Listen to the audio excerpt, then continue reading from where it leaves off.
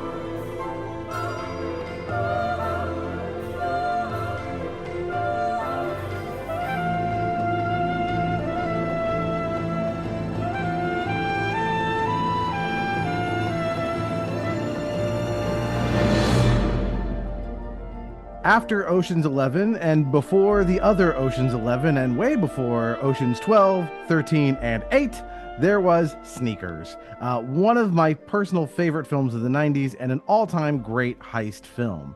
And I'm very glad to be talking about this as we're going to get into all the details of it. But like a great heist movie, it has twists, turns, and an incredibly stacked cast. So to help me do it, we have at least one other person as part of this crew. He's been on the podcast most recently talking about Die Hard. And gosh, we've done Who Framed Roger Rabbit. We did Ernest Goes to Camp. So a panoply of random weird stuff. Please welcome back to the show, Tarik Davis. Hey. I'm Good to be here. I'm so glad you're here. Oh, and I forgot to mention, of course, please do check out Tarik's short film, Doc Race, Revolution, Relativity, and the Confessions of a Time Traveling Terrorist. It is awesome. You can go on YouTube and find it. I'll put a link to it in the show notes and watch it. Thank you. If you've seen Late Night with the Devil, it's kind of a similar format. It's using a talk show format to tell a sci-fi story, and it is great. Thank you so much. Yeah, it was it was like right after we finished shooting, I saw like a promo for Late Night with the Devil, or I'm forgetting, I'm messing up the title, but I was just Yeah, like, that's oh, right. what a coincidence. Yeah, I mean, yeah, it's very also a very enjoyable film. The ending of that film is crazy, but Yes. I enjoyed it nonetheless. It's Yeah. good to be back here with you, buddy. Yeah, I'm glad we're doing this because we did a podcast a while back where we were just ranking our favorite films of the 90s, and I had this one on my list, and out of Yeah. the blue you had mentioned this as something you wanted to talk about. So I was like, "Oh good, someone else to talk about this movie with me." So Yeah. tell me your nostalgic memories of it and why we're here talking about it today. This film, I'm realizing this stage in life as, you know, um, am doing everything I can to, you know, I hate the word manifest, but I can't think of another one, manifest my career as a filmmaker. This film is formative in that it was one of the first films that got me writing. Um, I enjoyed this film. It was, I think 1992, I was like 13. So I'm like in a transitionary period where like, I'm leaving things that were more geared towards kids and leaning into more adult fare or things that are more complex or more challenging and really enjoying them. And this film, like, I was like, oh, I want to write a heist, where everybody brings a different speciality to the table. And, I tried working on it, and then yeah, my freshman year was a short story called Six Men, Six Problems. And yeah, it was inspired by Sneakers. Yeah, I remember seeing this movie in the theater. I had a friend who uh, his mother's name was Laurel, and so my parents used to refer to various films as Laurel movies, which was code for artsy fartsy stuff. Yeah. And that, but this film is not that. It's this is very mainstream. But she, I remember, was the one who was like, "Oh, we're gonna go see Sneakers tonight. Do you want to come?" And I was like, "Yeah, sure, why not?" And Yeah. I came away loving it. Like this is probably the first heist movie I saw, Mm, and I probably my first experience, other than well, not with Dan Aykroyd, who I knew, for many things, especially Ghostbusters, but for the rest of this cast, this was probably my first experience with most of them, mm. especially Robert Redford and Sidney Poitier, Yeah, who we can spend some time talking about this cast, but like. This is as about a good a cast as any heist movie other than Ocean's 11 has. Like absolutely. yeah, I mean, where do you want to start with these guys? I guess we start with Robert Redford. He's the leader of the group. Yeah, I mean, I think also this film for me, like Natural is one of like I remember seeing that film very young when it first came out. And like there were things when I was very young I liked about it. I was like, all right, there's that Robert Redford guy. But it was Sneakers that like same with, I knew Dan Aykroyd from I was a big Ghostbusters kid. So like he was already a hero. And I knew Sidney Poitier growing up in a black household. Like you get to know who that is. But there's certain films when they hit you at the right age, you like get to appreciate actors all over again. And Robert Redford was definitely one of those actors. And then my dad was like, "Well, if you like this movie, you should see 3 Days of the Condor." Another film that inspired Doc, right? Like, I'm very much trying to be Max von Sydow in in my short film. Um, like Robert Redford is the thing that I did not realize about him, and I watched this movie recently again, is he's very funny. And like as kind of the way and like Sidney Poitier is also funny. I knew that because he's directed Going Crazy and Uptown Saturday Night and Let's Do It Again. I knew Sidney Poitier was very funny, but I didn't know Robert Redford had a funny bone. And he really does in this movie. Yeah, I mean, you go back to something like Butch Cassidy and the Sundance Kid, which is the film that really made him. And he's very funny that all the films he did with with Paul Newman, their chemistry is what made so much of that work. Both like they both made each other better. Yeah, And he's charming in this. That's often the role for the person who is kind of the leader of the heist group is he's much more the mouth than he is the yeah, technical guy. And one of the things I love about this movie is it's very it's very high tech for the time. It's 1992, whatever. Like the technology has moved on in quite a number of ways that are very yeah, apparent here. Um, but it's often the low tech part of the heist that's the most fun to watch yeah. them like work their way around this stuff, especially when we get to David Strathairn's character. My favorite character of the movie. He's amazing. Yeah, Whistler is that character. But then to pull over the car for Sidney Poitier for a minute, because we have to spend some time talking about you know, yes, his reputation is this is one of the most important and greatest actors of all time. I can't do him justice in the time we have today because there are few actors on earth who are not only this talented but also this important in terms of their Yeah, career. yeah, And he's known as just like the word you think of is probably like capital G gravitas. So yeah, to watch him do this film where he's kind of doing both, like his character is very serious, like he's a very like all down like let's get down to business kind of guy, but he's also very funny in that role and yeah, like effortlessly so, as of course he was his whole career. But yeah. just this is still probably my favorite performance of his, even though it's far from the most legendary. I my favorite performance of Sidney Poitier is I don't know if you've ever seen Brother John. I have not. Yeah, that it's his one science fiction movie. Hmm. And I think it's his best work, best film. But yeah, that like it's very different. Like here he's human. I remember seeing this movie in theaters and there was a movie that came out. I can't remember the title, maybe you can. Him and Tom Berenger in the 80s. Uh Tom Berenger's like a wilderness guy and Sidney Poitier is a cop and they got to team up and they got to go on each other's turf to catch a killer. And he's very funny in that film too. And this is Sidney Poitier towards the end of his career. Like he does a thing here and there, but like this is like one of his, last significant film roles. And so like, yeah, it has a special place in my heart for that reason. He's surrounded by a bunch of pros and he's hilarious. And yeah, I don't think we give enough magnitude to, the amount of talent someone has to be able to be funny and dramatic and deep and layered. And so yeah, it shows you just like how the depth of both these actors that they can pull it off with a plume.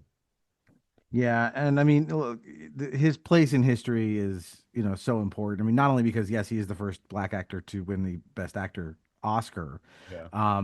but you think that thing they always say about minorities, right? It's you have to be, twice as good to get half as far, and like, how does that math work out for him? Because his career, I mean, Yeah. is stellar. Not just that the Oscar, I mean, but he was nominated for multiple other awards. He was an ambassador. And he came Yeah. from nothing. He had to rebuild his Yeah. own accent Yeah. to Came make out of it the like Bahamas. incredible. Yeah. I think Sydney, I mean, I keep looking up because you know, you can't, I don't know if this is, but I have his Measure of a Man biography up on my bookshelf right where I can always reach it.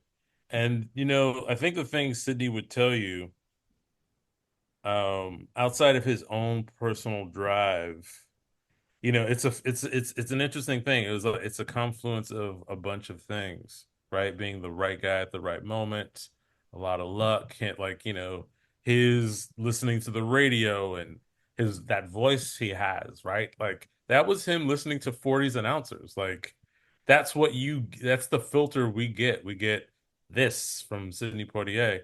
But also there were so many amazing black actors who whose shoulders he was propelled on, who never got that chance. And he was the cannonball that was launched out of the cannon of so many black actors that like if we had time, I would, talking about actors who were well known and Paul Robeson is probably the foreberry that everybody knows, the name that people know, but there's so many other actors who of the black theater and you maybe saw them in a role here or a role there but they were the guys. And he also had, Harry Belafonte as the best friend, who was the other, leading man who um was almost too handsome for Hollywood, so he went and sang Calypso and made his money that way. Right. And the rest of the cast is no slouch either. So as I said, David Strathairn, who I can't remember if he won an Oscar for Good Night and Good Luck, but he's definitely nominated. Yeah. You've got River Phoenix in one of his final roles. Oh God. Yeah, what a waste, or what a Heartbreaking. tragic waste. Yeah. You've got Mary McDonald, who's like always solid in everything she does. Is Yeah. and then you got Ben Kingsley, and you another Oscar nominee or winner for Gandhi, and Yeah. yeah, everybody, and of course in a like kind of the standout minor character, you got Donald Logue and Stephen Tobolowsky. So like great characters. Yeah, yeah, yeah. It's this film I recently showed it to my girlfriend and she loved it. And it's like a film, it's a crowd pleaser, but watching it again and like we'll get to it, but the MacGuffin of this film, I know it's low tech, but that MacGuffin I think would still be highly sought after today. Right? It's a great MacGuffin, especially comparing it to like again. I still think Ocean's 11, is a phenomenal. The Clooney Brad Pitt version is great, but what I love about this is that this is a heist with actual stakes, right? The stakes in Ocean's 11, there are no stakes. The whole point of it is just we just want to fuck over this guy because we don't like Yeah. him. Right Yeah. here, like no, the balance of power in the Western world is at stake, Yes. and you feel that. The direction of this is great. The score by James Horner is awesome.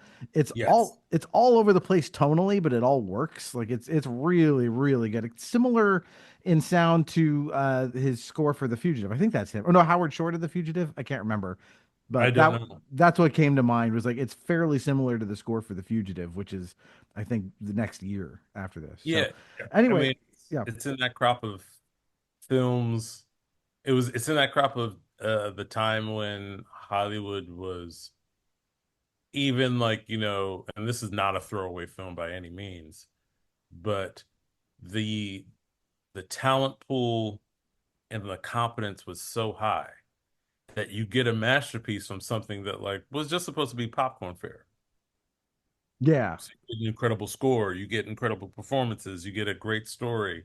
Yeah, it's we didn't know how good we had it. Yeah, I think we're due for another one like this. I think Definitely. so.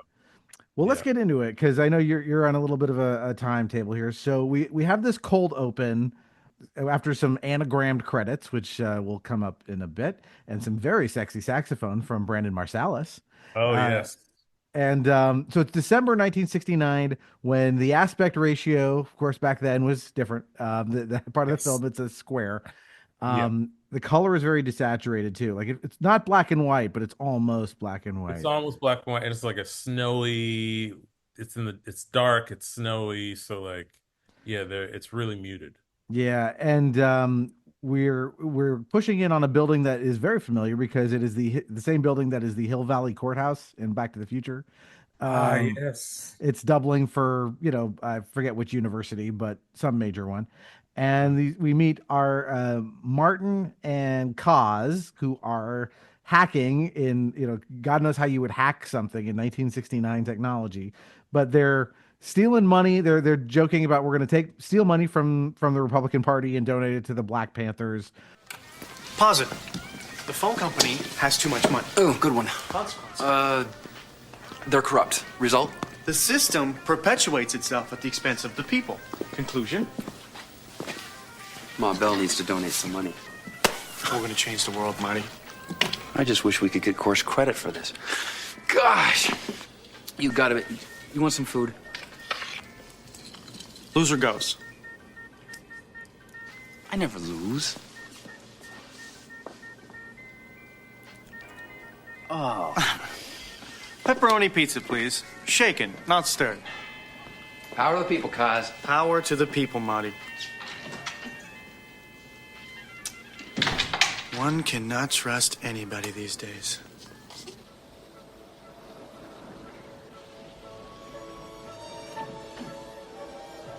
We'll take it right out of Nixon's checking account. When Marty decides he's hungry, he's going to go out for pizza.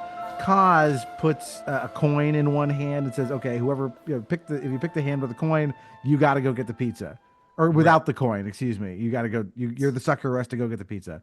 And Marty has to go get the pizza. When it turns out Kaz has pulled a magic trick, there's no coin in either hand. But when Marty goes out for pizza, that's when the FBI raids the building, and Kaz has to watch his friend just bail on him and run away as he takes the fall. Yeah.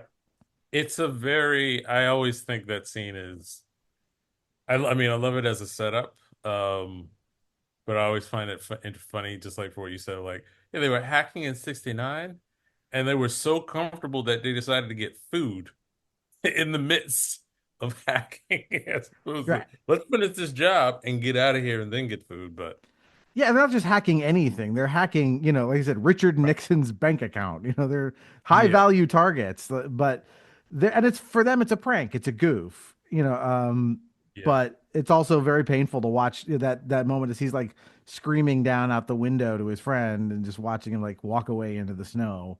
yeah. Um, And for those of you who haven't seen this, this isn't so like these two characters, I won't spoil the other one, but one of them is supposed to be a young Robert Redford.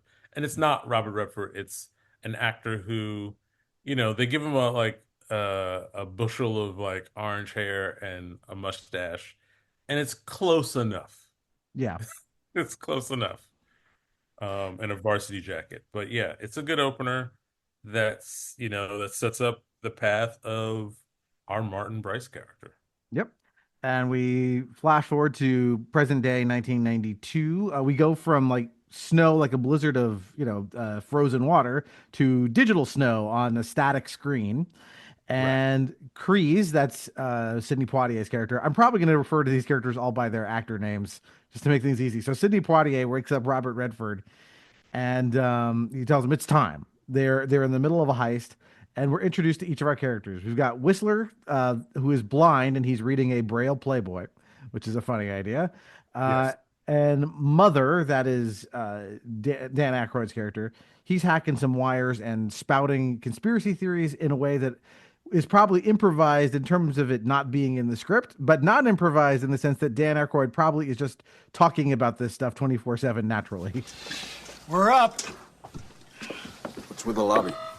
Still just the one guard. Okay, Mother, try the ones coming off the blue trunk.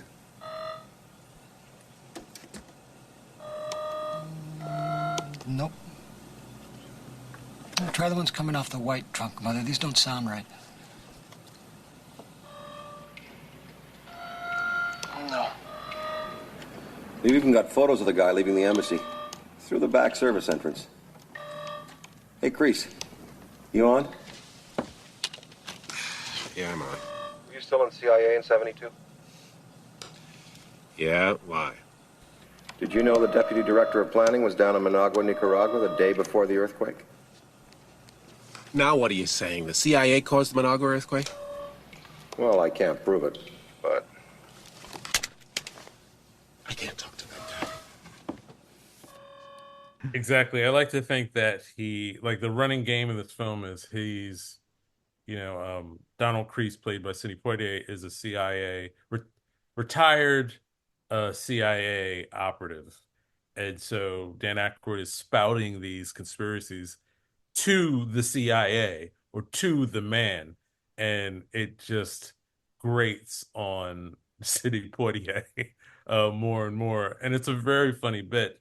I've had the privilege of hanging out with Dan Aykroyd a few times, and yes, those aren't improvised. Yeah, right. Yeah, he's kind of known for this. I mean, a lot of that stuff made its way into Ghostbusters. You see Yeah, this, and like, just yeah, their relationship in particular in the film is very funny because I think Mother knows that this drives Kreese nuts and just does yeah, it to get under his skin. And just watching the two of them, it's very sweet, but also, very funny. The whole team has a great like family vibe. it Um, does. Yeah, and I love, not to derail, but I love the low tech, as you were talking about earlier, hacking. That Mother really, like, he's the hardware guy, so he really has to cross the wires. He really has to go into a building and mess with a sprinkler system or something. It reminds me of, like, how Hannibal Lecter in the '86 film Manhunter, like, hacks the phone with a bubblegum foil wrapper to make a phone call, and like um I'd be I think we're due for another film of, like, in today's highly digitized world, what is the lo-fi hacking? Um Yeah, and a lot of it is social engineering, which will be on display in this movie quite a bit. Um, that's what it is. It's like, if I just bullshit you to your face, that probably gets me farther than any kind of digital wizardry can. yeah. Yeah, you're not wrong. Yeah. Yeah, Um, absolutely. so they are robbing this bank. The security guard doesn't notice a weird blip in the system, and so they go out of the van. They've got this safety deposit box that's basically rigged to start smoking. They must have deposited something in there earlier in the day.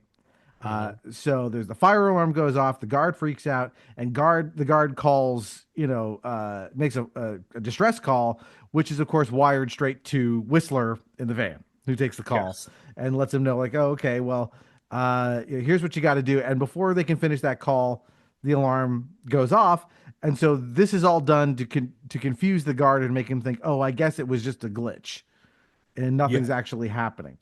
But it's enough of a distraction to allow the other part of the team, which is Robert Redford and River Phoenix, to go in there and actually go into the vault. And you think they're there to steal something. What they're actually there to do is access a terminal and use that to tell the computer, actually, now there's a whole bunch of money in your account.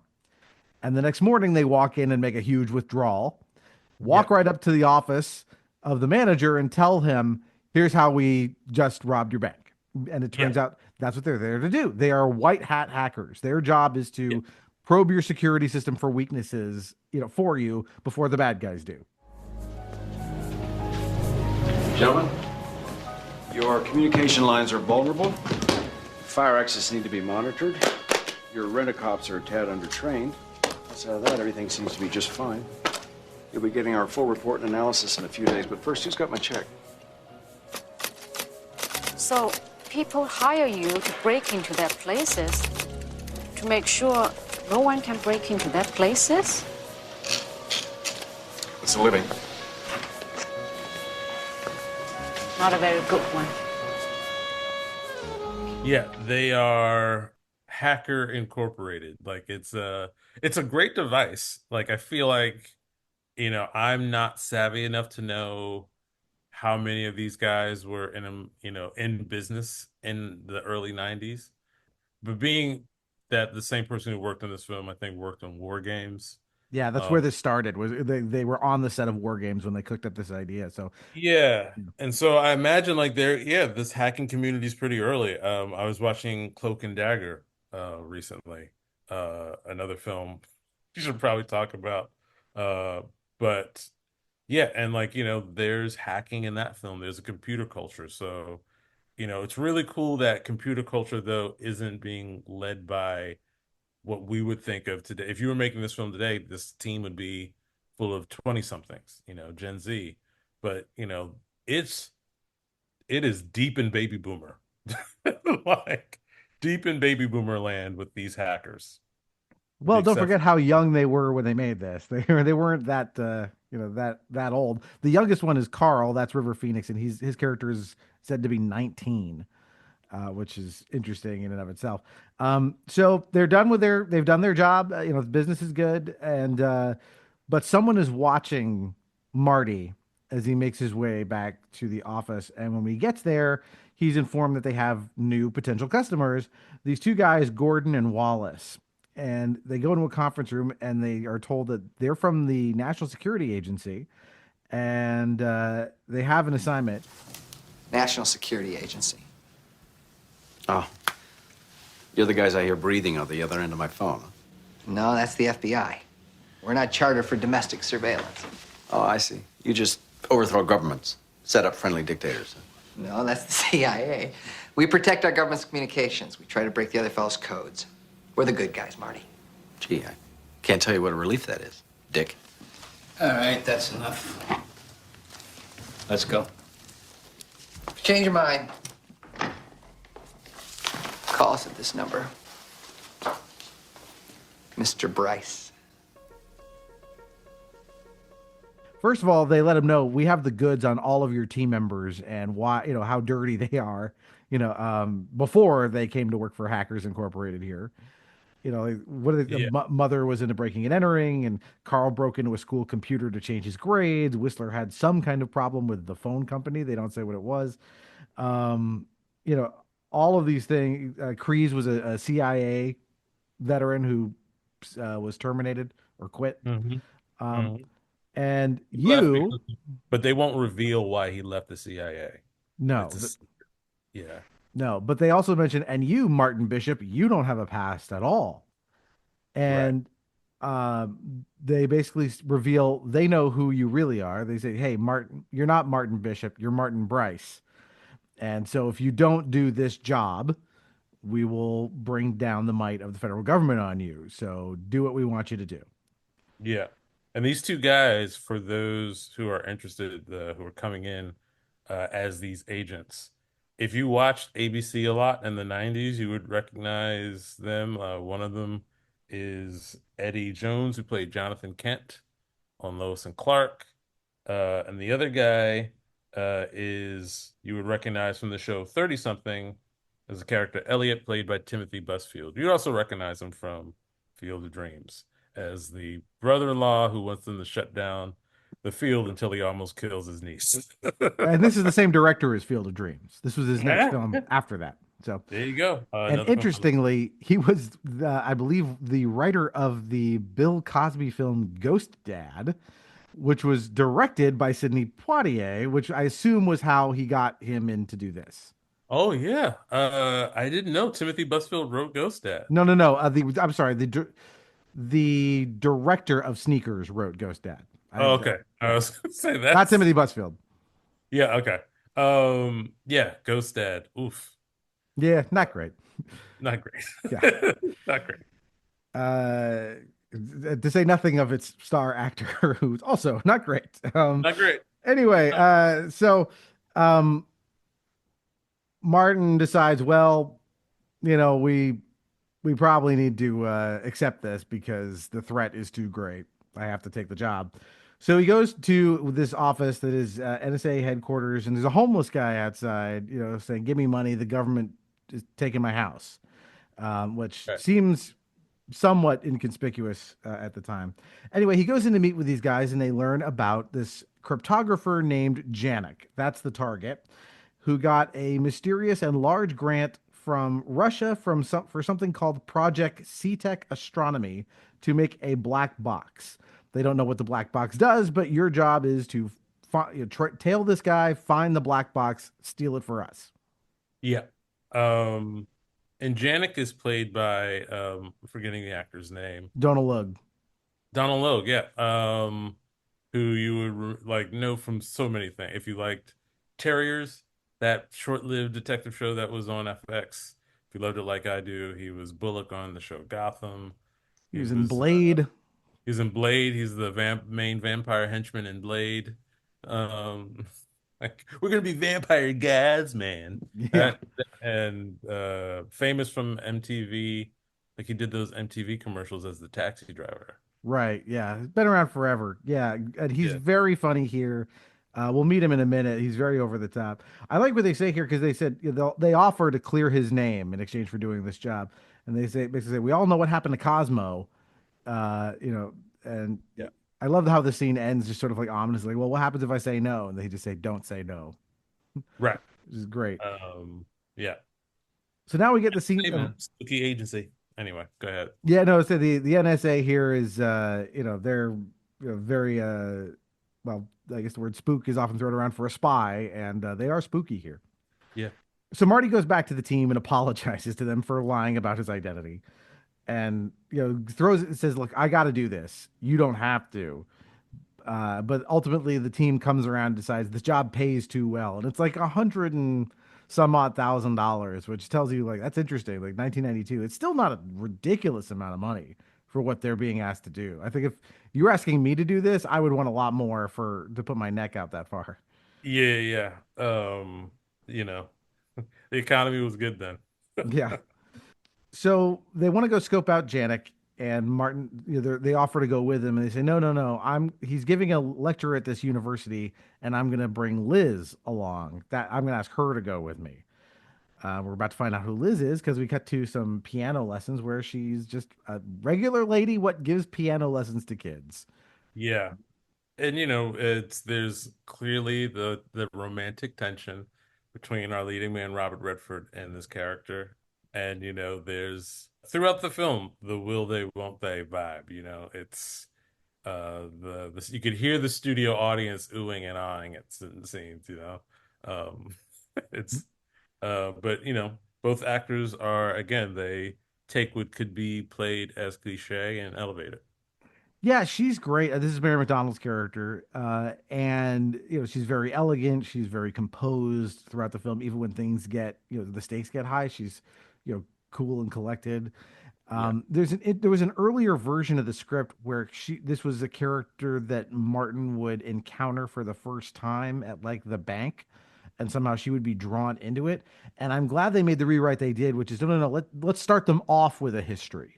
So we're Yeah. not starting from scratch. Like they already have chemistry the first time they're on screen together. Yeah, it's just like in an improv scene. You always better to know the person as opposed to have to get to know a person. It just works in screenwriting as well. Yep, yep.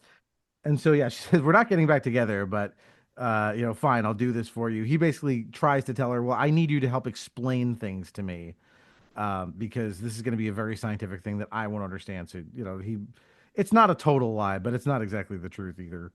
Yeah. So now we get to Donal Logue giving a monologue, as he Nice.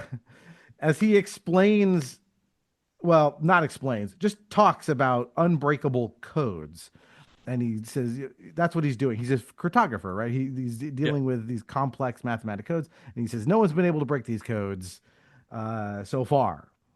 Uh, and we immediately cut from him giving this to him like continuing to talk about this stuff as he's holding court at some kind of like cocktail party afterwards. Um, and like he's such a great character because he's such a doofy blowhard. Yeah. And you find out he's in a sense an innocent, like just really passionate about what he knows. And yeah, anytime you see a character like that in a spy movie, it's not good. Yeah, and we don't know. I wouldn't say he's a total innocent because we're told Bro, yeah. he's taking money from C-Tech Astronomy Yeah. to build this thing. So it's not exactly clear how much is known about. Maybe it wasn't clear how far he had progressed in Yes. developing the black box. There's some questions that are left unanswered, which is fine. We don't need to know the answers. We know But he's the guy that's smart enough to make it. to make the thing. We don't know what this thing is or what it does yet, but as Liz and Marty talk about at this party as they're sort of watching him from a distance, they're pretty sure he's already developed whatever this is. Yeah. And then they bump into their friend Greg. My heart leaps like gazelle to see you back together again. Tell it to stop leaping. We are not back together. No. What a beauty. Wait, I have a smashing idea. Martin! Martin!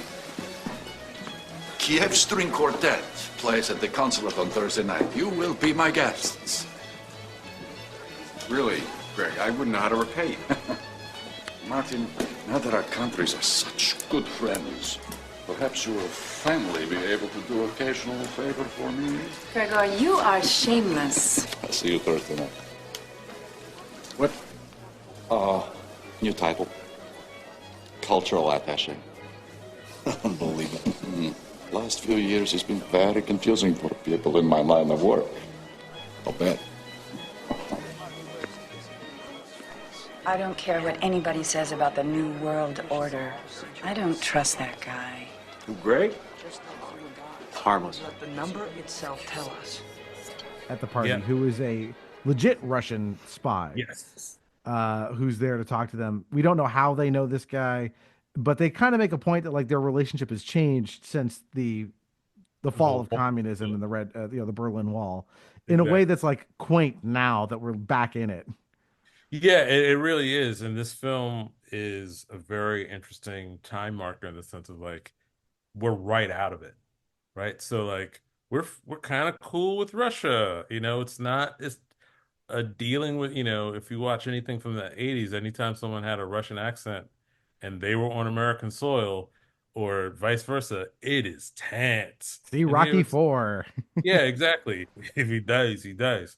Here it's very, hey bud, how you doing? The long time no see, which again in a spy movie is not great. Yeah. Yeah, Liz doesn't trust him. They don't trust him, but they trust him to be untrustworthy in a way. Like they kind of at least they know what they're dealing with this guy. Right.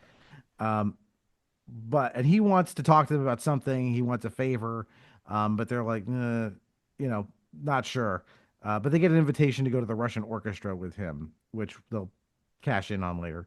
But Janek gets somebody's trying to get his attention, and Janek is out, so Martin's going to tail him. And so he goes to a roof and uses like a directional microphone to spy on Janek, who's really just there for some canoodling with a lady. Yeah. And there's no black box, so they don't know what to do with that. Yeah. He's like, so like, I want to work on my stuff. And she's just like, I want to get laid. And like, it's very funny to watch that back and forth. Yeah. It's, what's a spy movie without some peeping Toms, without a rear window kind of vibe, like looking into people's, apartments and buildings and see what they're doing. And this theme does not let disappoint. Nope. But we don't get too sexy time. This is still a PG-13 movie. Still PG-13. Nothing. Yeah. You don't transition into rated R. I don't think Right? we want to see Donal Logue get it on in this movie. Not this character. I don't need to see that. No. No. What we do get is our introduction to Whistler's superpower, because he is like Daredevil. They're going with the, he's blind, but he can hear real good. Yeah. He's more capable than the rest of the team. Yeah. In many ways, he's often the secret that unlocks stuff, and this is the first time he does it. So they're rewatching the footage that they got over and over again, trying to figure it out, because it's like there's no black box. They're watching him type on his computer for a bit. Maybe we can figure out the password to his computer. And Whistler picks up on the fact that, like, no, you did film the black box. It's the answering machine on his desk. And the way they know that is when he and the lady friend were talking, the lady friend says, "I left a message for you with your answering service." And so Whistler's like, if he has an answering service, why does he also need an answering machine? That's the black box. I mean, it's great deduction that you kind of like, if you think about it too hard, you're like, where'd you pull that from? But, I love film logic like that. And that solidified Whistler being my favorite character. Like, this dude, like like you said, he's basically Daredevil. But David Strathairn plays him with again a nice touch of like vulnerability and like humor, and he's kind of the guy in the corner you don't notice, and then says something really profound, like right at the right moment. And couldn't find a better actor to do it. Yeah, he's quiet. It's a quiet, subtle, understated performance, and he's so good at just popping in and going like, guys, I already solved the puzzle. So we've got some more talking about conspiracy theory, moon landing shit with Mother and Kreese, and the plan is now we've got to steal this box. And so they do what this is another lo-fi thing they do a lot, which is they have Carl dress up as a schmo, that's River Phoenix again, to create some kind of a distraction. In this case, he shows up at the front door of this building with like an ungodly number of like cases of Drano, and he's like, I'm supposed to deliver this here, and he's like, we don't need 16 cases of liquid plumber. What the fuck is this? And this back and forth gives Marty, who's there in the guise of someone who's just there to bring a cake to someone's birthday party, like it's enough to just like, oh, fine, just go through. I don't care, right? Yeah. That's how they get past the security system. And again, I love that kind of lo-fi approach. Yeah, again, like you said, social conditioning. So just watching Fletch Lives today, and like, which takes this to an extreme of like, doing funny voices, wearing funny mustaches but the 80s and 90s were starting to peter out, but it was rife with like, if I just use as much confidence and bravado as possible, I can get into any room, anywhere with anybody. And one of my favorite film devices ever. Yeah, this like fake it till you make it thing. Like it works. Till you make it, yeah. And we're gonna get some more of that. So because Robert Redford gets to Janek's door, and there's like that keypad, and this is a great comic beat because he's like, I got to figure out how do I get past one of these keypads? It's unbreakable, and he's like, Oh, He's listening to them. And, okay, yes, I'll give that a try, and then he just kicks it as hard as he can. Like same thing. And so he's in there, he's ruffling around, he's trying to get the box when Lady Friend comes back, and again he has to just buffalo her into like believing he's there for a legitimate reason. And this is very funny as he's taking cues from Sidney Poitier, and the rest of the team are all like backseat driving in his earpiece about what to say to this lady. Who are you? He's a PI. You're a private investigator. I'm a private investigator. But why? Who hired you? Huh? Who hired you? Mrs. Janik?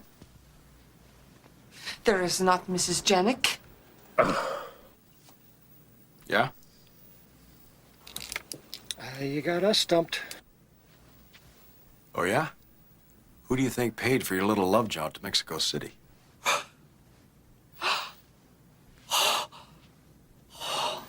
That was good. Velma Janik. She lives in Montreal, where she handles her family's real estate holdings. Vast real estate holdings. farms, banks, shopping malls. 2 shopping malls. She supports Guthrie, but figured he was cheating on her, and that's why she hired me. Master liar. I'll kill him. Oh, no, wait. No! No. Get a hold of yourself, Dr. Roscoe. Get a hold of yourself. Now, what you got to do is you got to not tell him you know. Nope, we weren't here. We didn't talk. You don't know me. Oh. You don't know anything about a wife. Oh, you just give me one good reason why. All right, I'll give you a reason. Give you a really good reason. It's just what she would want you to do. It's just what she would want you to do. It's just what she wants you to do. I don't understand. Yeah, sometimes I don't understand myself. Yeah, a la Roxanne, right? Like he's, or Cyrano de Bergerac, like he's getting, and he pretends to be a private eye in this moment. And and this is a very capable, smart woman, but it's Robert Redford, right? Like that's the other secret ingredient. I don't know if everybody gets to have like, well, if you're Robert Redford and you tell somebody you're a private eye, they probably, especially if it's, a woman interested, like, she probably may not hear the other things, Yeah, this works if you're one of the most handsome men to ever live, Right. It's a very funny bit as he improvises with quotation marks in this scene with Sydney and Whistler and Mother in his ear. It's a very funny scene. Yeah. So the team is, they get the box. They're back at headquarters. They're celebrating. They're dancing. They're hanging out. They're chatting about like what happened with Kaz, back then. And Martin just as well. I was lucky he wasn't. I went out for pizza and then I went to Canada. And then he died in prison. Right. And then they all talk about what they would do with the money that they're supposed to be getting from the NSA. And the party's kind of going into the wee hours, and Whistler is the 2 things are happening simultaneously. Whistler is starting to futz around with the black box that they stole because he's curious about what it does. The rest of the team is playing Scrabble, and they're all kind of musing over the fact that, like, what the fuck is C-Tech astronomy anyway? C-Tech's not even a word. Yeah. And so, we get 2 things at once. We get the reveal of what C-Tech astronomy is and what the box does at the same time. Bish, I think you better come over here. Carl, you got your little black book? Yes. Give me the number for something impossible to access. What about this? Federal Reserve Transfer Node, Culpeper, Virginia. Yeah, sure, good luck. 900 billion a day goes through there. That'll do. Punch it in. Okay. You won't get in. It's encrypted.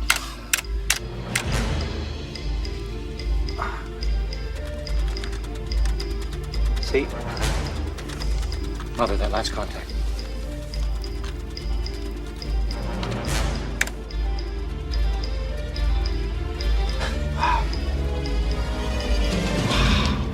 Look at this, boys. Anybody want to shut down the Federal Reserve? Hey, don't screw around with that thing. Carl, what else you got? National Power Grid. Okay.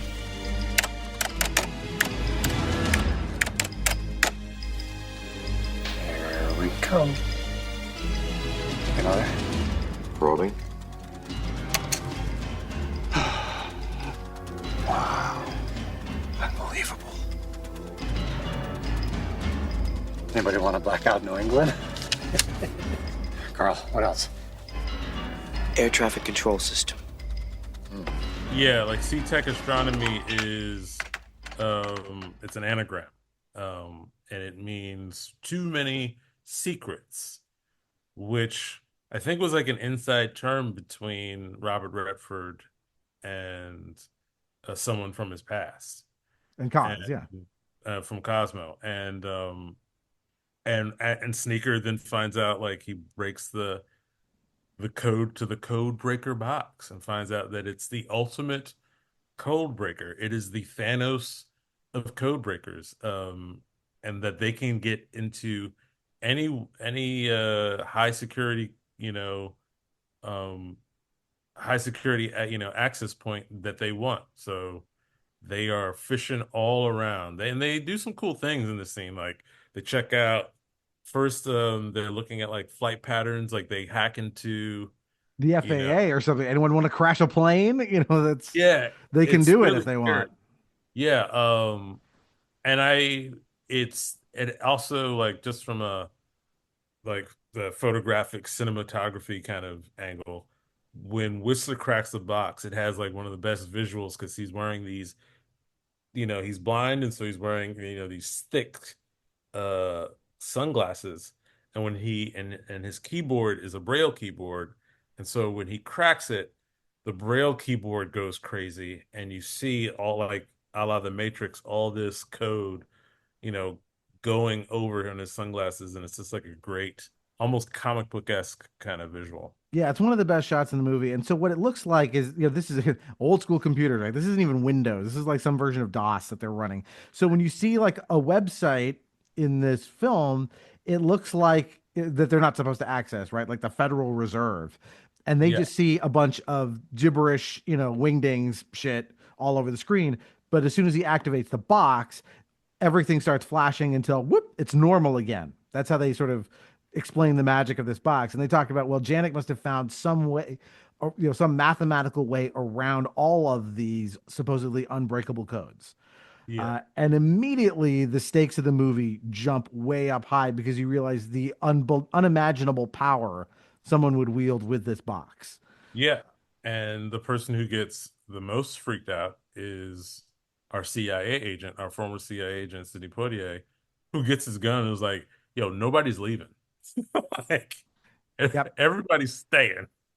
Yep, even Liz, like turn the fucking thing off. You're spending the night here because you're the only one who knew Martin's secret, and I can't guarantee you didn't talk to someone either intentionally or inadvertently, whatever. So they all spend the night in the office, and the next morning, Liz leaves and Marty goes to do the handoff to give the box to the NSA.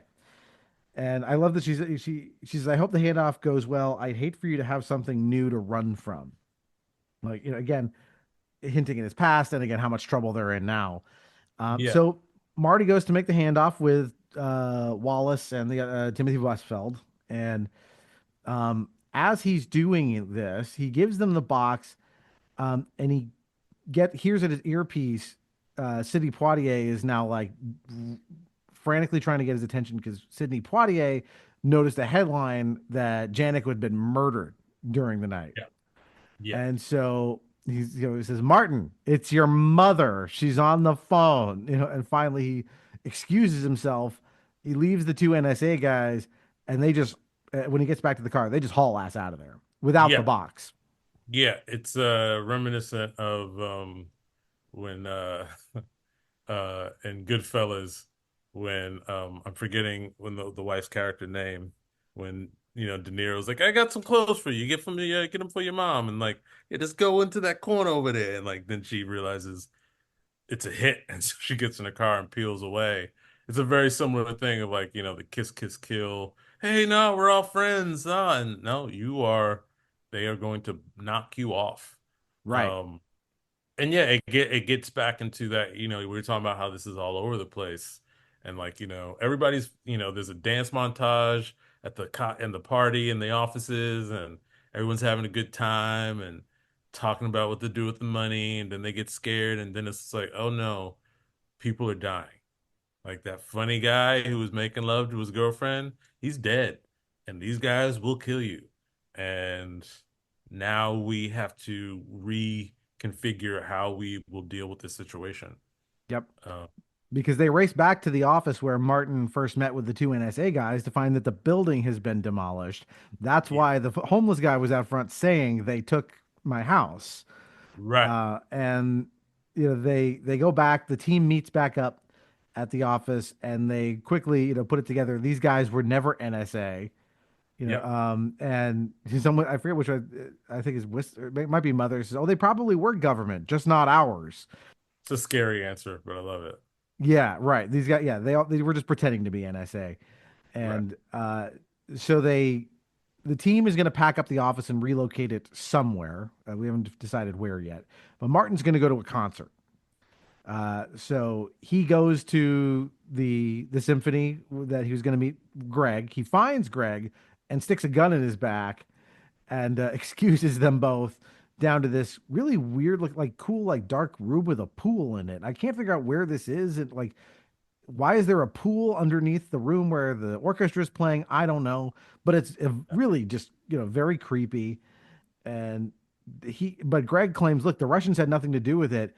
We wanted Janek's box, but what good would it do us? Because our codes are based in a different system than the American code. This box doesn't work to break Russian codes. It works to break American codes. Right. Which that seems like a narrative shortcut, but I will accept it because it's awesome. Yes, it seems like and no one in 92 was tech savvy enough to be like, actually, no, it's you go with it, Well, it's because actually math is the same in Russia as it is here. The numbers don't care about the borders. But anyway, it's a cool idea. And so it's a rainy night, they're driving away and they're in the back of a car, Martin and Greg is showing him pictures of like potential spies, general, ne'er-do-wells, until Marty notices the one who's been calling himself Wallace. And he goes, oh yeah, that guy left the NSA 4 years ago. You should disappear. And at that moment, the car gets pulled over by the police. Greg basically gives Martin an option, like, say the word and I will offer you asylum in Russia. I can protect you, but you got to make a decision now. Martin decides to get out of the car.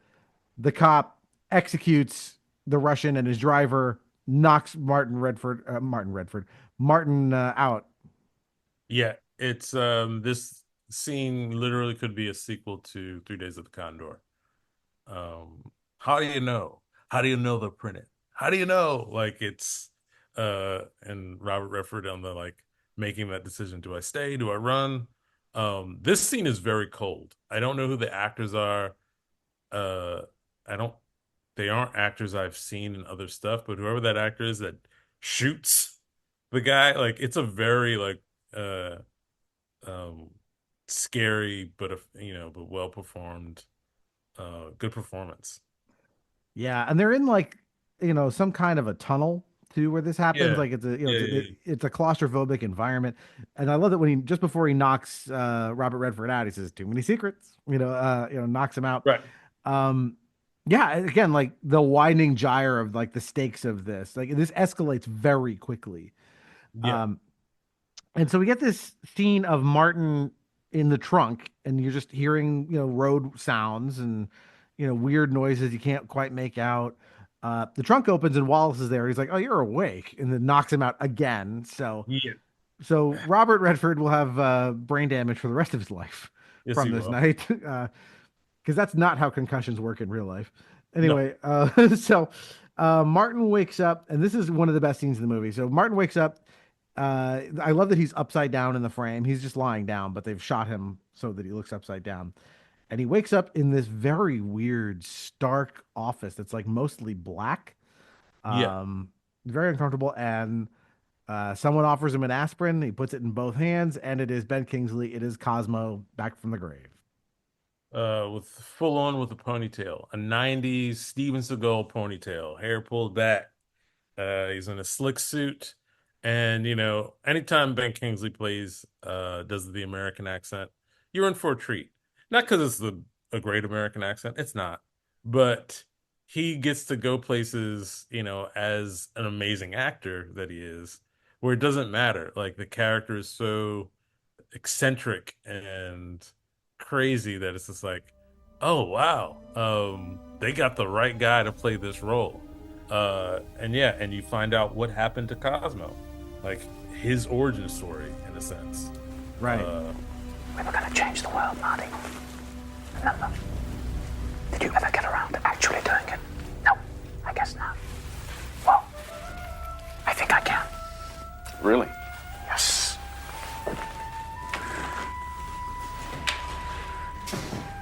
What's wrong with this country, Marty? Money. You taught me that. Evil defense contractors had it, noble causes did not. Politicians are bought and sold like so much chattel. Our problems multiply. Pollution, crime, drugs, poverty, disease, hunger, despair. We throw gobs of money at them. Problems always get worse. Why is that? Because money's most powerful ability is to allow bad people to continue doing bad things at the expense of those who don't have it. I agree. Now, who did you say you were working for? Oh, that's just my day job. Listen, when I was in prison, I learned that everything in this world, including money, operates not on reality, but the perception of reality. Posit. People think a bank might be financially shaky. Consequence. People start to withdraw their money. Result, pretty soon it is financially shaky. Conclusion. You can make banks fail. I've already done that. Maybe you've read about a few. Think bigger. Stock market? Yes. Currency market? Yes. Commodities market? Yes. Small countries? I might even be able to crash the whole damn system. Destroy all records of ownership. Think of it, Marty. No more rich people, no more poor people. Everybody's the same. Isn't that what we said we always wanted? Guys, you haven't gone crazy on me, have you? Who else is going to change the world, Marty? Greenpeace?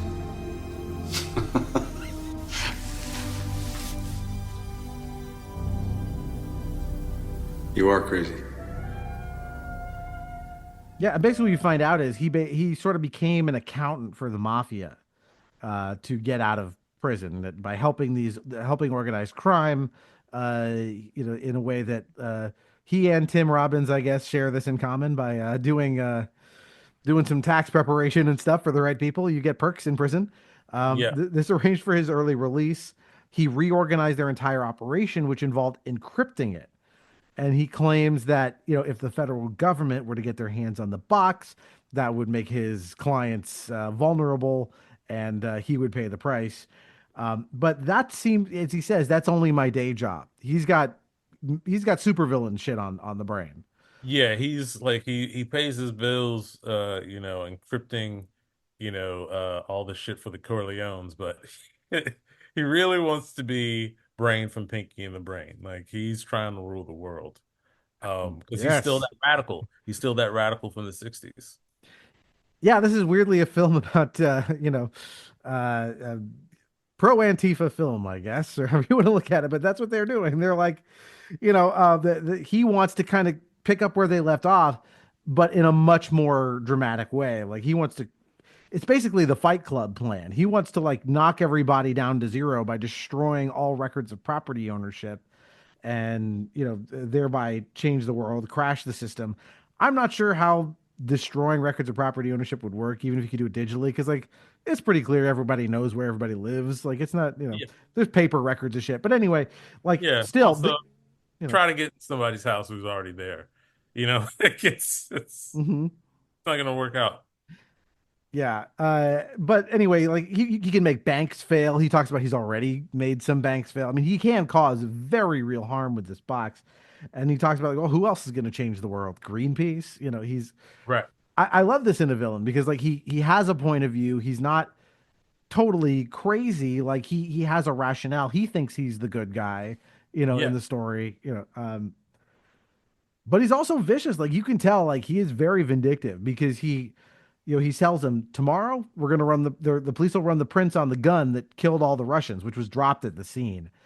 And they'll track it back to a Martin Bryce. And who is Martin Bryce? No one's seen or heard from him. But if I were to go into the system, which he does with the box, he basically goes into the police and says, but there's an alias, Martin Bishop. So it's going to lead them right to you for the murder of foreign dignitaries. No more secrets, Marty. And he gets knocked out one more time. Yeah, it's a great scene. And as you said, Cosmo's not just vicious, but Ben Kingsley plays him with such this guy has seen some shit since we've last seen him, that he's just like, yeah, you know what? Fuck the world. Let's burn it. I got the fancy suit, I got the building, I got all the money, and I still want to burn the world. And that's disturbing. It's like, ooh, what happened to you? You know what I mean? Like, um, it's a great performance. Yeah, you can see the like, just seething anger under the surface in every frame of Ben Kingsley's performance. And it's Yeah, perfect because he doesn't seem angry like he's talking in a very calm tone, but you can see it. Like you could tell like this guy is like he's like 2 seconds away from like crying. He's so angry. yeah. It's in a way, kind of a precursor to his performance in Sexy Beast. You know, like who that guy is all anger, and you do see it, but this is what if that guy was under the surface, right under the surface. It's great. This is Yeah. love. And also as we'll see, like he's sort of ineffectual too, in a way. Like I mean, he's got goons, he's got means, he's got resources, but he's still like if he had to like actually do it himself, he's not all the way there. And he's angry about that too. Yeah, he's not the guy that pulls the trigger. Right. So Robert Redford's dumped on the side of the road, and I love that they do this like Alcatraz is in the background, just Yeah. prison's coming, Yeah. because this all takes place in the Bay Area. We should have said that. So he goes back to Liz's apartment, and he says, "I've had a bad night," and she said, "Oh, my night was bad too. I heard about Greg getting killed. I called his number and someone else answered, creepy shit, and so." The plan is they're gonna they relocate the entire operation to her apartment. They invade her poor apartment, which is it's again, think about like how like the technology here, like it takes up her entire apartment, stuff that is like you could probably do with a phone now. Yeah. They're not worrying about like satellites being tracked by satellites, and there's still a modicum of privacy and freedom, even amongst these hackers, which is interesting to watch. Yeah. Well, Kreese recommends they all just turn themselves in at this point. It's getting too hot. Mother resists that and says, we do eventually Robert Redford says we do have a choice. We make the call to the government, but we make it our way. Yeah. And so they do the classic, like, we're going to bounce this phone call to the real NSA off of a million satellites and stuff so they can't trace it. And so Robert Redford calls a Mr. Abbott with a very familiar voice. They started the trace. Where's this, please? It's my dime. I'll ask the questions. Who are you? Well, let's say my name is Mr. Abbott. True. They made the second leg. Mr. Abbott, are you interested in C-Tech astronomy? I'm interested in all kinds of astronomy. Cute. They've got the satellite in Tokyo. These guys are good. I need to know if you're someone who can make a deal. Go on. Can you deal? Yes. True. They're across Transcom. You've got about 20 seconds, Bish. If I come in with what I know, can you guarantee my safety? Do you have the item? No. 15 seconds. Can you guarantee my safety? Where is the item? Can you guarantee my safety? 5 seconds. Yes, I can guarantee your safety. Bish, he's lying. Hang up. They've almost got us. He's lying. Hang up, Bish. He's lying. He's lying. Hang up. And they're asking, can I trust you if I turn myself in? Can you protect us? And while they're doing this, again, like weird low-tech technology, they have a voice stress analyzer to tell if he's lying or not.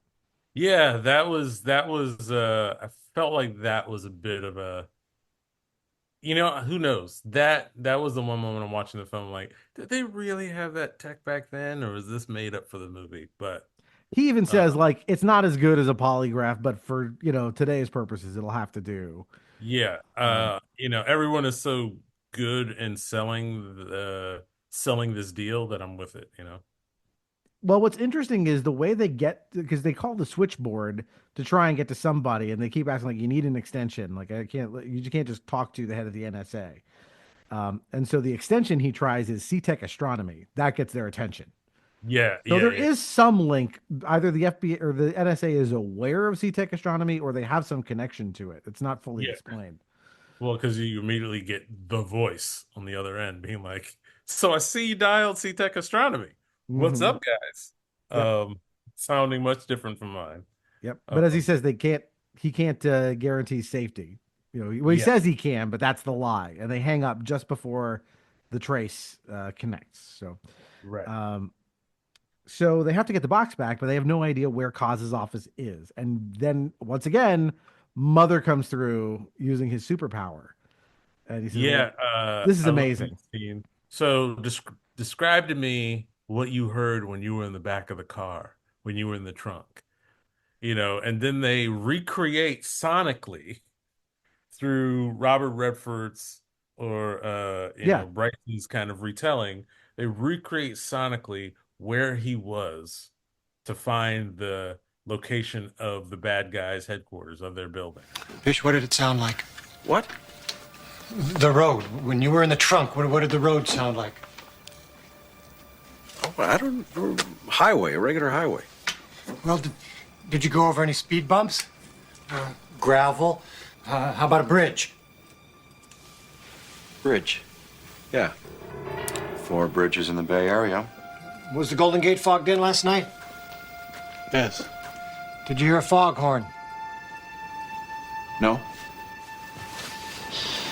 Scratch the Golden Gate. That leaves 3. What did it sound like? Did you go through a tunnel in the middle? I'm not. No. Scratch the Bay.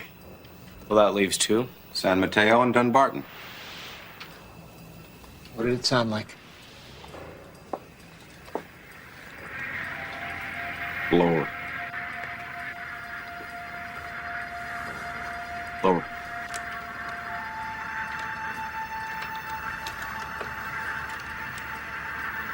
There was a recurring sound. Like seams in the concrete.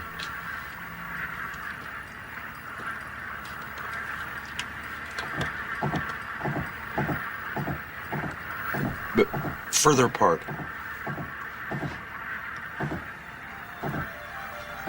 Yeah.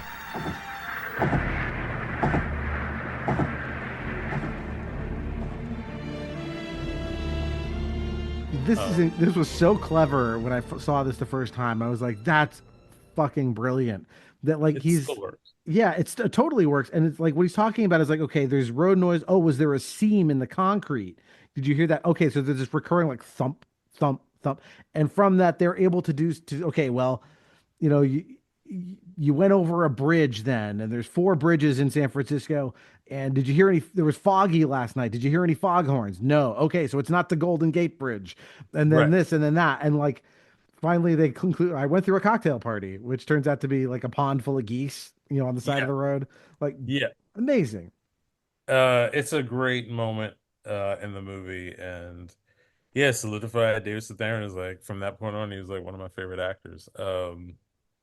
And so yeah, they threw this kind of,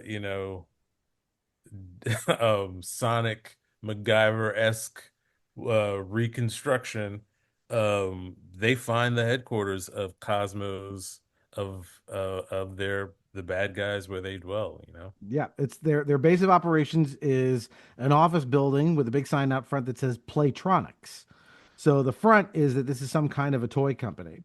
Yeah. And what I love is that they immediately deduce like, well, it can't just be an innocent toy company because they've got all kinds of like laser fencing and security shit that, Galoob doesn't need.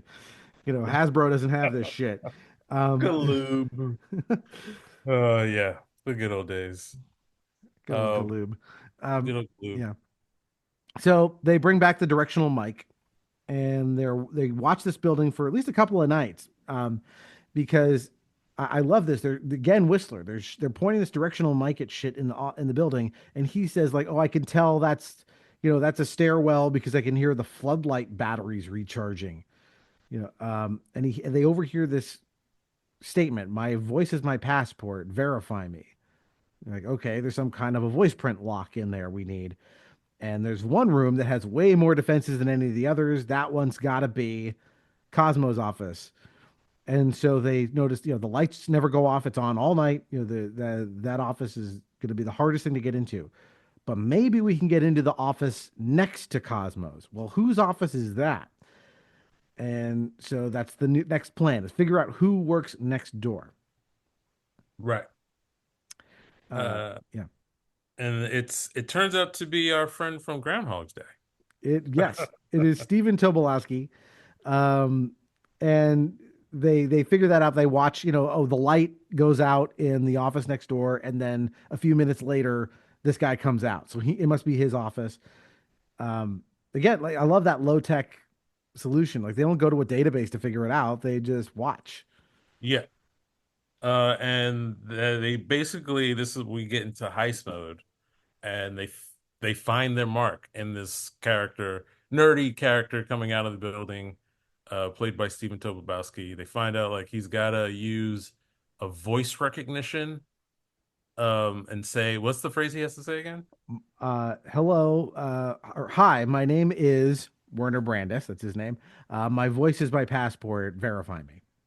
Right. And so then like they try to profile him, and then like, well, what's the way? All right, we know, they go through his trash, they go through his mail, and find out he's like single guy, kind of lonely, goes, is before there were dating sites, he was doing like, VCR, VHS dating, kind of computer dating. Dating.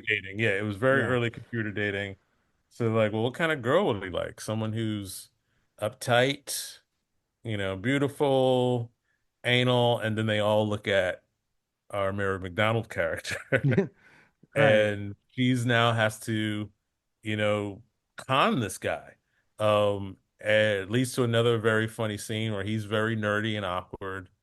And she's being very interested in him, but she has to get him to say a certain like these words. Oh, I really love it if you would say, like passport. I find that Right. word very, very attractive, passport. And he's going along with it, right? So, what about travel? Where do you like to go? Europe? Mexico?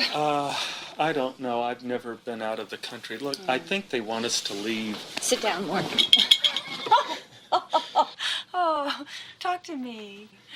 You know what? I really love the sound of your voice. Really? I always thought it was kind of nasal and pinched. Oh, no, not at all. It's lovely. And there's this one word. I've always loved the sound of this word. Oh, no. No, what? Oh, no, you wouldn't. No, I would. Never What? mind. No. What? Please. Oh, What? all right. I would really like to hear you say the word passport. Passport? Oh. You know, you're right. We ought to leave. Doris? Would you like to have breakfast with me? Sure, fine. Shall I phone you or nudge you? Check, please. Oh, I mean, this scene in the Chinese restaurant it's so great, right? They've got the karaoke version of Bad Bad Leroy Brown Yeah. But by the time they're done, like they're vacuuming, like she's still trying to get him to say, passport, and she's got a little like notepad where she's crossing off. Okay, he said this one, he said that one. Yeah. And then I don't know if it's the same night. I can't remember, but they're back in his place. Yeah, it's the next night. There's a couple things so not only do they need to get his voice recorded so they can get past that, they have the classic heist scene where they run down all of the obstacles that are in their way. So they've got we got the sensors in Coz's office. They sense heat and motion. So the only way to get past them is to increase the temperature in the room to 98.6 degrees to make humans indistinguishable, and you still can only move at no more than 2 inches a second. Right. To get past that. There all kinds of things they're going to have to do to get through this. So, but you got to get the rundown of the obstacles so the audience is with you as you watch them get through each hurdle. Yeah, very Mission Impossible. Yep. And I love that he says, well, do I have to increase the temperature to 98.6 degrees in the room? It's like, well, you could wear this neoprene suit, but you'd die. So no. Yeah. Yeah. Yep. But they mentioned that they have, he hands him the exact same answering machine. Here's your decoy box to practice holding it as you do run through this. But then, as you said, yes, we're on to date number 2. They don't answer the question, by the way. At the end of date number 1, he says, "Oh, do you want to have breakfast? Should I call you or nudge you?" You're like, ugh. I guess it was call because yeah, it was definitely call. Yep. So they're having dinner, and the first thing they got to do is get Werner's key card to get into the building. So they arrange, again with between Mother and Carl, a distraction that allows her to get his access card, hand it out of the window to Mother, and then put his wallet back before he notices while he's answering the door that Carl's knocking on. Yeah, and it's very smooth, and then our buddy Tobolowsky wants to show her his mechanical dog, which can, as a toy, so they do make some toys at this company because this dog can flip and do things and It walk. responds to hand signals. Yeah. It responds to hand signals, and she goes to the bathroom. She asks which door it's in or something, and he's, "Oh, it's down that way." Whatever he gestures and says triggers the dog to start walking, which knocks over her purse, and he then sees her ID, which shows her real name. She's been going under the name of Doris for this. Yeah. And then Tobolowsky goes, he gets scary. And I love that. Like, he's such a nebbish in this movie and Groundhog Day, right? He always plays this nerd. And for this moment, when he's like knocks on the door, he's like, "Hey, you want to go for a ride?" And it's like, oh no, he works for, again, he's a Bond henchman. And yeah, he's a Bond henchman, right? And the thing is, he's a big dude. Like, even if he plays net, I remember seeing him in another movie. I will not be able to remember, but it had to do with football, and he was on this amateur football team, and he would just turn into a total beast. He would even wear a balaclava and and I was like, yeah, no, this is a big scary dude. And so when he grabs Mary McDonald and takes her and is scary, brings her back to Playtronics, you are worried for her. Oh yeah, she's by far in the most danger now. Meanwhile, we've got our team beginning the heist proper. So Carl dresses up as a gardener. He goes in to use the restroom in the lobby of the building, and goes from there into a ceiling vent and into the crawl space beyond. And just as the security guard is starting to wonder why hasn't this guy come out of the bathroom, Mother is out there wearing an identical outfit, just enough so for him to go, "Oh, I guess he must have walked out past me and I didn't notice." Yeah, love it. Great. Lo-fi hacking. Lo-fi, great. It's a great shows you why this team is so good. And River Phoenix, being the young spry one, is the guy that has to do the crawling inside the spaces, which was the role I always wanted to play in a heist movie. I always wanted to be the guy who has to crawl into the elevator shaft. I want to be that guy. Yeah, and that's what he does. He crawls in. He actually almost gets beheaded by the elevator, and then he sets about hacking into the system to raise the temperature in Coz's office to 98.6 degrees. Marty uses the tape of Werner. He almost fucks it up by playing it in helium mode, fast forward. You are clear all the way up to the man trap.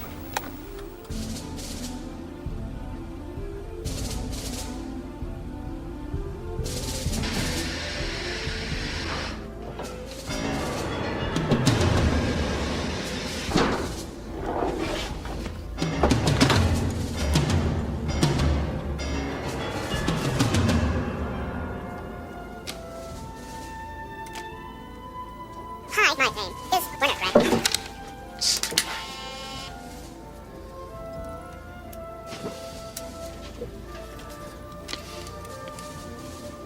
Hi, my name is Werner Brandis.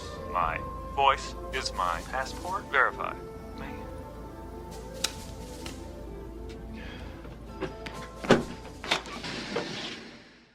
But then he plays it and it works, and he's in to Werner's office, which allows him to go up into the vents and over to come down inside Coz's office, just behind where the sensors are, to begin his low speed walk over to this answering machine. And as this is happening, they are also Cosmo is interrogating Mary McDonald, and um and is about to let her go. Like they're like, why is your name, different from this? And she gives them some like great answers. But Cosmo, he has the best villain realization of being bullshitted ever. Just like when she's like, how did you meet this guy? She says like, oh, that's the last computer date I'll ever go on. Yeah. Yeah. He's like, wait a minute, what? A computer matched you up with him? No, no, no, no, no, no. Bullshit. This is Marty. Pardon my French, but yeah, it's that moment is one of my favorite moments of the film. It's like, you just got away, almost got away, but not quite. Yeah, I love that just before this, like Mother is, watching this from the van, and so is Kreese. And Kreese is like in Martin's earpiece, like, because they know they have Liz, and he's like, you better hurry. And he's like, the one thing I can't do is hurry. Yeah. But yeah, at this point, once Kaz figures it out, he runs to his office, opens the door. Why is it so hot in here? Screams Marty in proper villain mode. Sirens are blaring. Kreese is like trying to call out to Marty, like, go here, go down this duct, go this way. Very Morpheus, a la Neo. Yeah. But the goons are, being told to check the crawl spaces. Like the jig is just about up. And they're actually doing the Die Hard bit where he's in, like a crawl space, and the villain is shooting up through the ceiling towards where he is. And the only thing that stops is that Kaz is not willing to kill his old friend at this point and says, all right, we caught you. Like, all your countermeasures failed. Come down here and give me the box and I won't kill you or her. Right. And so he has no choice. He has to come down. Yeah. And so now we have our second confrontation between Marty and Kaz. And like, this is where he kind of unloads the pain. He's like, you always get away with things. You always get the girl, but not this time because I've got her. And that's when, he sees, all right, you got Liz. So you see the anger. You see all the bitterness, So he says he's willing to do what he'll give you the box if you let her go, which is okay. And she leaves.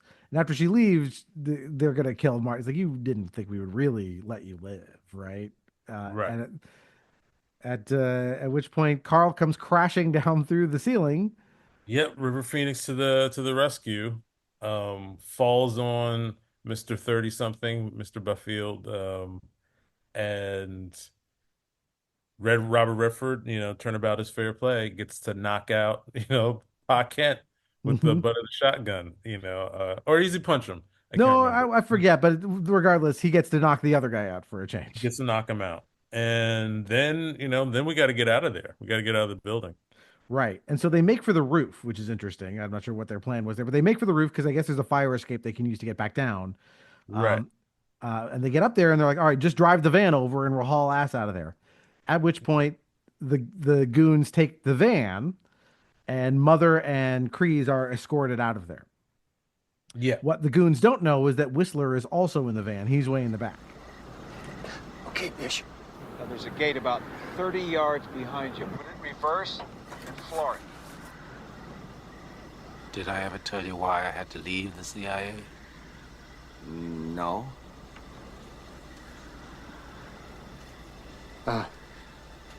What's reverse? One down. My temper.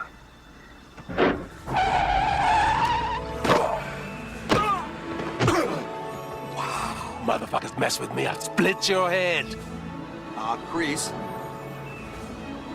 Where's Whistler going? Bish? I'm going backwards. Doing fine. Doing fine. Now, hit the brakes, now. Okay, Whistler, put the gear shift down 2 notches. Down 2 notches. Turn left, floor it. I'm going forward. No, straighten out, straighten out.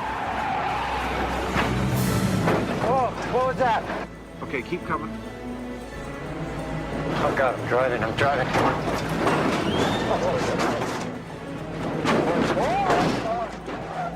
don't do that. I'm driving. No, yeah. Which now leads to the next awesome bit. Actually, before we even get that, we get like a kind of "they call me Mr. Tibbs" moment out of Sidney Poitier here, who's at gunpoint, and he starts like, "Did I ever tell you why I left the CIA?" And it's because of my anger problem. Just so great. Did I ever tell you why I left the CIA? Because I'm angry, and Yep. just beats the ever loving crap out of these two goons, one of whom is extra aggressive and kind of racist towards Sidney Poitier. Yeah, it's like the So one time they kind of pull that card is like, I forget what he calls him, but he says midnight, I think. Something midnight. like That's it. Yeah, like, oh wow, because up until that point, the movie had not commented on his color at all, and it was like, that's wow, he's definitely due for an ass kicking now. Yeah, and you can see from Sidney Poitier's reaction, it's just like, this is one of the last films I will ever do. Like after he beats the shit out of the guy. Yep. And as they're distracted, David Strathairn takes the wheel of this van, of this tech van, and starts to, as a blind man, has to drive so Robert Redford and River Phoenix can have access to get off the roof, and he has to drive to save them. So they have to guide him, via their earpiece to their position, to their location. And David Strathairn does an incredible performance as a blind man who's driving for the first time. It's great. Yeah, and he tells him, okay, which gear is it? I got it 2 clicks down for reverse or whatever. Like it's an awesome scene. And again, like what a great, like, again, this character gets so many winning moments in this film. And this is a great capper that, like, yes, now he has to drive as a blind man. And and crashes into the building. Just like, he drives over, bumpers and planters and stuff. Yeah. But it's a great, like, another dose of levity, to cut up the tension. He gets to the building. River Phoenix is able to jump to the roof of the van, but before Robert Redford can jump, Cosmo is behind him with the gun pointed, and they have their third confrontation. You will give me the box right now, or I will kill you right now. No. Just give me the box, Marty. I thought you couldn't kill your friend, Cos. I missed on purpose. Now give me the box. Take the goddamn thing. I don't want it. You win, I lose. That's what you want, isn't it? Say it. Say it. Yes!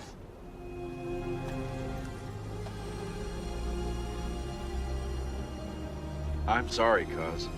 Could have shared this with me. I know. You could have had the power. I don't want it. Don't you know the places we can go with this? Yeah, I do. There's nobody there. Exactly. The world isn't run by weapons anymore, or energy, or money. It's run by little ones and zeros, little bits of data. It's all just electrons. I don't care. I don't expect other people to understand this, but I do expect you to understand this. We started this journey together. It wasn't a journey, Cos. It was a prank. There's a war out there, old friend. A world war. And it's not about who's got the most bullets. It's about who controls the information. What we see and hear, how we work, what we think. It's all about the information. If I were you, I'd destroy that thing. Don't go.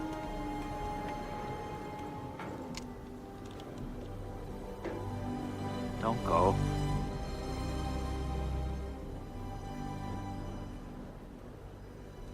You do what you have to do, Cos.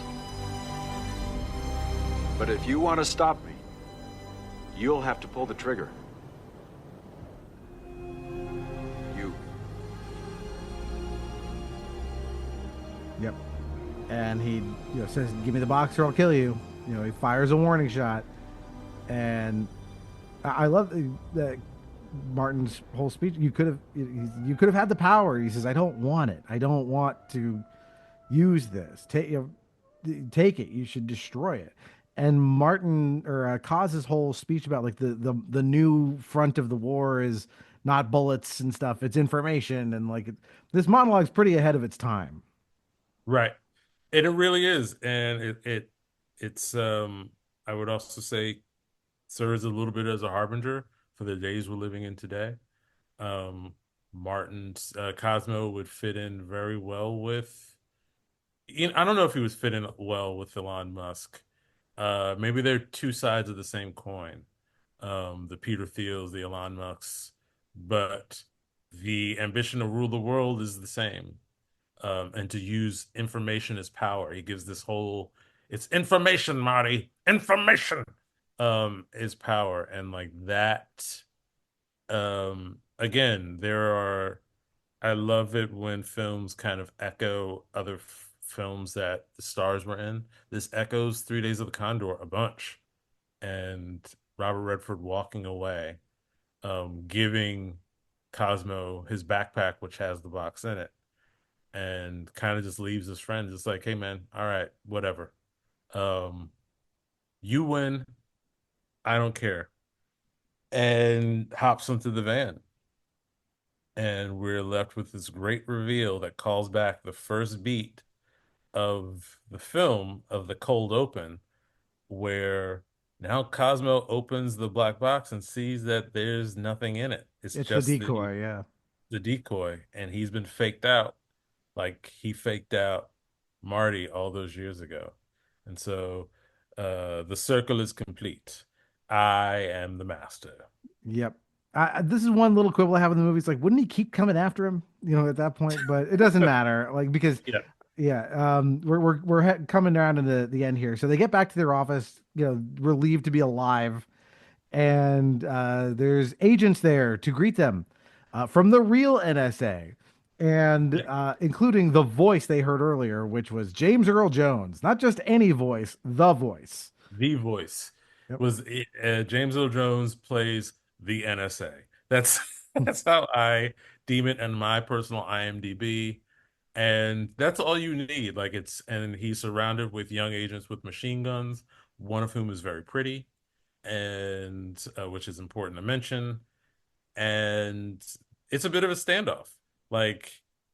He wants the box and he demands they give it to them, but they don't automatically give it to him.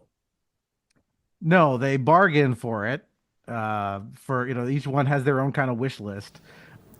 What do you want, Mr. Bishop? Clear up my record. Get out of my life. I don't have much choice, do I? Not unless you want to read about it in Newsweek. Deal. The box. Not so fast. I want a Winnebago. What? Fully equipped. Big kitchen, waterbed, AM/FM CD, microwave. This is not a car dealership, pal.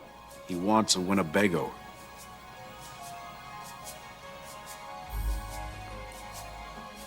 All right. A Winnebago. Thank you. Burgundy interior. Now the box. I have never taken my wife to Europe. I'm sorry to hear it. Give me the box. You will buy me 2 round-trip first-class tickets to Athens, Lisbon, Madrid, and Scotland. Don't forget Tahiti. And Tahiti. Tahiti is not in Europe. Excuse me. When you get the box, then you give us geography lessons. Until then, this man goes to Tahiti. Fine. Tahiti. Carl? The young lady with the Uzi, is she single? Yeah, Carl, excuse us. Yeah. This is the brass ring. Now you gotta think bigger thoughts. I just want a telephone number.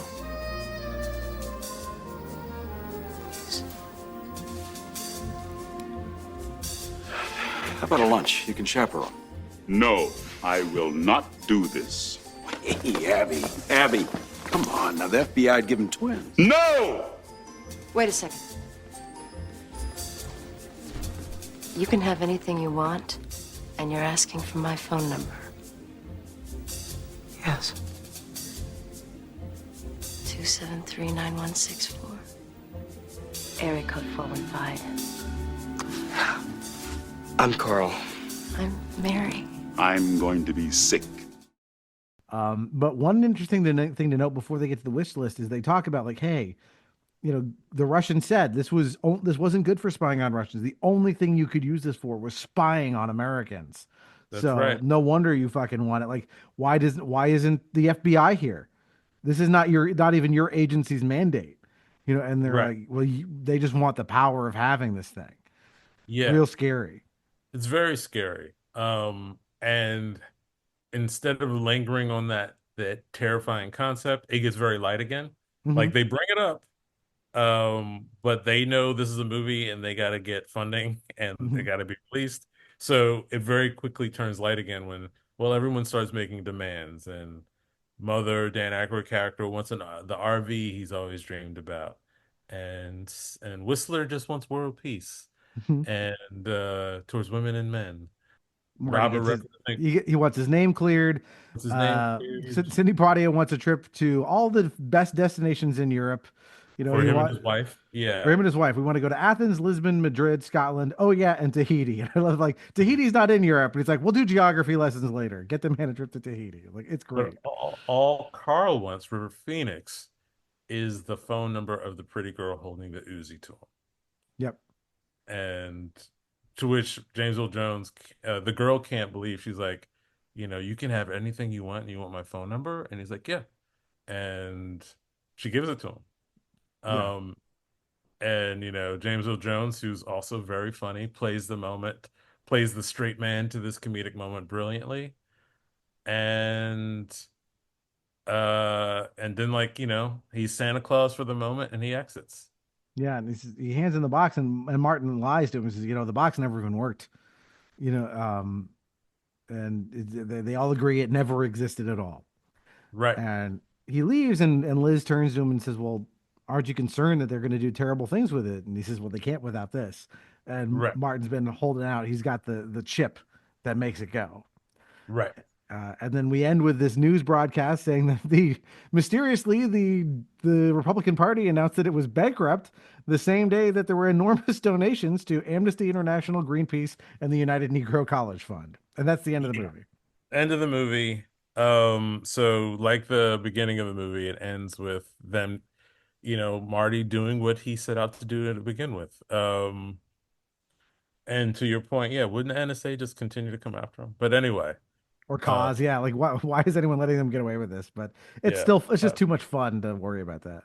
One of my favorite films ever, and I'm so happy I got to talk to you about it. Like, I love Sneakers. If you haven't seen it, I can't recommend it enough. It's 2 thumbs up for me. And me as well. Like I said, it's a treat. If you want a heist movie and you're like, well, I've seen, you know, Ocean's 11 or whatever so many times, like, do yourself a favor and watch this. It is fun from beginning to end. It's a great ride. And Tarik, I know we're running long on time here, so I'll just ask you real quickly, you know, why do you think it is that this movie has had a decent legacy? It's been on, you know, TNT a million times because people love this thing. I think it has overall, it's not just that there's like a poignant message. It's handled with care. Everybody cares about this movie enough to do their best. And movies like that don't fade. They don't fade easily to the night. The performances are great. The script is great. The direction is great. And you could tell everyone is just having a ball being together. And the best testament to that, I was reading up on the movie. They said, I think it was the director said, you know, the best thing that could have ever happened to us making this movie is if the lab lost the footage and we had to make it all over again, because that's how much fun we were having making it. That you can see that in every frame of it. Like it is, yeah, everyone's having a great time. So you want to be there. You want to be there. You want to be one of the gang. And to me, that's what a movie like this is supposed to do. It makes you want to actually be there, be in it, enjoy that experience. And so yeah. I'm happy to be one of the gang with you anytime, my friend. Well, I'm glad you did. If people want to find your stuff, where do they find it? can find me on Twitter and Instagram and Threads. BlueSky at Tarik R. Davis. And you can find my film, Doc, Race, Revolution, Relativity, and the Confessions of a Time-Traveling Terrorist. It's up on YouTube now, and we'll be making another announcement about Doc on during Black History Month, early Black History Month. Okay, so I think this episode is going to come out in February. So great. Well, so right around that time. And again, I'm putting a link to the YouTube video in the show notes. If you want to get in touch with us, just look for Nostalgia Arcanum on social media. If you're so inclined, please leave us a review. That is very much appreciated, as is word of mouth. And if you want to find out what's coming up next, follow us on social media, because I post a clue every Wednesday as to what the next episode is going to be. So thanks again, Tarik. This is a great time talking to you as always. As always, buddy. Thank you so much. Have a good one, buddy. And until next time, that is one more entry in the Nostalgia Arcanum.